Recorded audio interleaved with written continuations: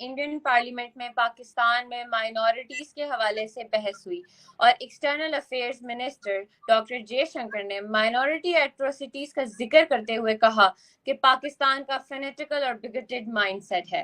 انہوں نے بتایا کہ صرف فیبروری کے مہینے میں پاکستان میں ہندوز کے خلاف 10 کیسز رپورٹ ہوئے، جن میں سے 7 ابڈکشن اور فورس کنورژن کے بھی تھے. ساتھ ہی ساتھ انہوں نے سکھ کمیونٹی کا بھی ذکر کیا، احمدیہ کمیونٹی کا بھی ذکر کیا، کرسچنز کا بھی ذکر کیا. انہوں نے یہ بھی کہا کہ ایون اندرا گاندھی بھی اس فینیٹیکل مائنڈ سیٹ کو تبدیل نہیں کر سکتی. تو اس بارے میں آج ہم مختلف کنٹراورسیز میں پڑھتے رہتے ہیں. اس کی وجہ یہ ہے کہ پاکستان میں ہی fails to acknowledge and all the rest of his kind fail to acknowledge.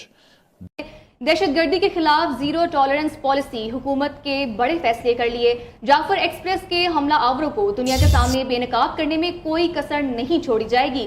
روایتی اور ڈیجیٹل میڈیا پر ملک دشمن مہم کا منہ توڑ جواب دیا جائے گا. غیر قانونی غیر ملکیوں کی وطن واپسی کا پروگرام 1 نومبر 2023 سے جاری ہے.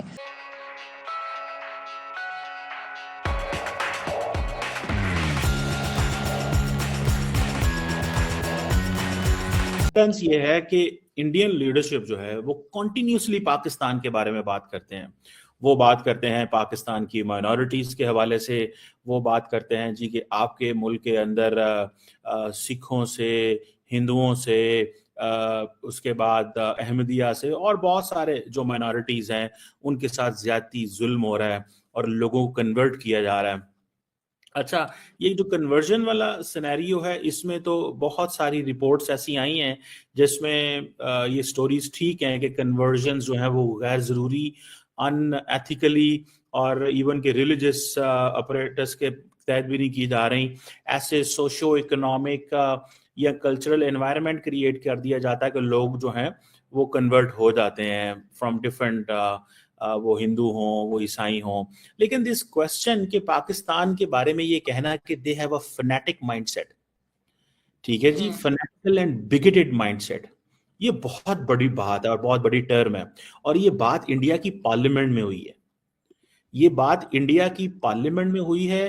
ڈاکٹر جے شنکر جیسا بندہ جو کہ گلوبلی ریکگنائزڈ ہے اور دنیا ان کو جانتی ہے، وہ اس کے اوپر بات کر رہے ہیں. یہ بیسیکلی سوال یہ جو پارلیمنٹ کے اندر پوچھا گیا وہ پاکستان اور بنگلہ دیش کی مائنورٹیز کے حوالے سے ہے.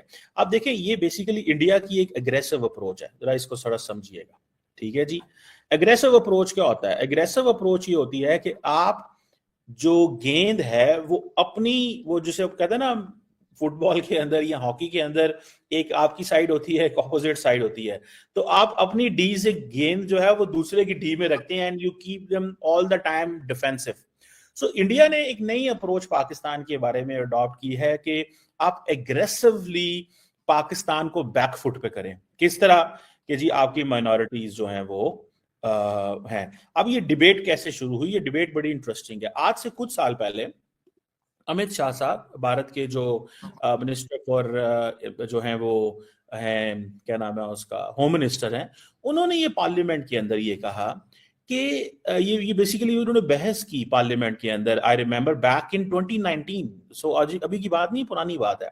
2019 کے اندر انہوں نے یہ بات کی، ایک وہ سٹیزن شپ امینڈمنٹ بل لے کے آئے لوک سبھا کے اندر، اور وہاں پہ امت شاہ صاحب نے کہا کہ جو نان مسلمز تھے وہاں وہ پاکستان میں 23% تھے، ٹھیک ہے جی. جبکہ انہوں نے یہ کہا کہ 2011 کے اندر ان کی جو تعداد ہے وہ کم ہو کے 3.7% رہ گی. دس is what Amit Shah sad. سو یہ جو بات ہے یہ دس ریگارڈنگ بنگلہ دیش اینڈ پاکستان. سو انہوں نے یہ کلیم کیا کہ نان مسلمز 22-23% تھے، ٹھیک ہے جی، اور یہ 23% اب جو ہے وہ کم ہو کے 3.7% رہ گئے ہیں. اور بنگلہ دیش کے حوالے سے انہوں نے کہا کہ بنگلہ دیش کی کے اندر بھی جو مائنورٹی ہے وہ 7.8% آ گئی ہے. اچھا، یہ جو جسے کہتے ہیں نا 23 سے 3.7% آنا ہے، یہ اب انڈیا کے اندر بحث شروع ہو گئی. اور اس کو پھر بہت زیادہ یہ ڈسکشن شروع ہوئی جب سٹیزن شپ امینڈمنٹ بل آیا راجیہ سبھا کے اندر، اور انہوں نے کہا جی 20% پاپولیشن مائنورٹیز کی کم ہو گئی ہے. Now this is where the Indian government started making narrative in an aggressive way. So ایک تو وہ آپ کو مائنورٹیز پہ کہہ رہے ہیں، کیوں کہتے ہیں کیونکہ وہ دنیا کو یہ بتانا چاہتے ہیں, ویسٹرن ورلڈ کو یہ بتاتے ہیں کہ اب بھائی دیکھیں پاکستان کے اندر حالات اتنے خراب ہیں, اور کیونکہ ویسٹرن ورلڈ مائنورٹیز کے بارے بڑا کیئرفل رہتی ہے, مائنورٹیز کی بڑی پروٹیکشن کی بات کرتی ہے, تو ضروری ہے کہ پاکستان کو مائنورٹیز میں اینگل میں دنیا کے سامنے دکھاؤ. That the sanction of not thinking before speaking could be your life. The cost could be your life and the price could be your life. تو اسی لیے بہت دفعہ ویڈیوز میں وہ ایسی حرکتیں کر چکے ہیں جو جاہلانہ اسی لیے ہیں کہ اس کا نیچر کیا ہے وہ بالکل irrelevant ہے, but not to know what to say on camera is a crime of the sort which is unpardonable in this country, جو معاف نہیں ہو سکتا. صحیح ہے. اور اسی پاداش میں بہت مرتبہ یہ ہوا, جس طرح سے پہلے انہوں نے ایک ویڈیو بنائی جس میں وہ نماز پڑھ رہے ہیں اور اس کو ایک فنی ویڈیو کا رنگ دے دیا, اس کے اوپر کراچی میں ایک 295A کے انڈر مقدمہ ہو گیا. اس کے بعد میں انہوں نے علماء کو ساتھ بٹھایا, معافی مانگ لی. اس کے بعد میں وہ اور ان کے دوست ایک اور بلاگ میں تھے جس میں انہوں نے ایک پیٹی جوک بول دیا, اور اس جوک کے اندر بھی کیا ہو رہا ہے کہ وہ کرسچن کمیونٹی کو انہوں نے ہرٹ کیا اس کے تھرو, اور یہ بول دیا کہ عیسائی, حالانکہ مسیحی کہتے ہیں, مطلب وہ بیسک چیز کا بھی نہیں پتا تھا. دین ہی ہیڈ ٹو اپولوجائز. انہوں نے بہت سے جو کرسچن کمیونٹی کے لوگ ہیں یا پھر جو پریسٹ ہوتے ہیں ان کو بلا کر معافی مانگی دوبارہ سے. Then he also got accused of threatening somebody whose name was Umar Butt recently.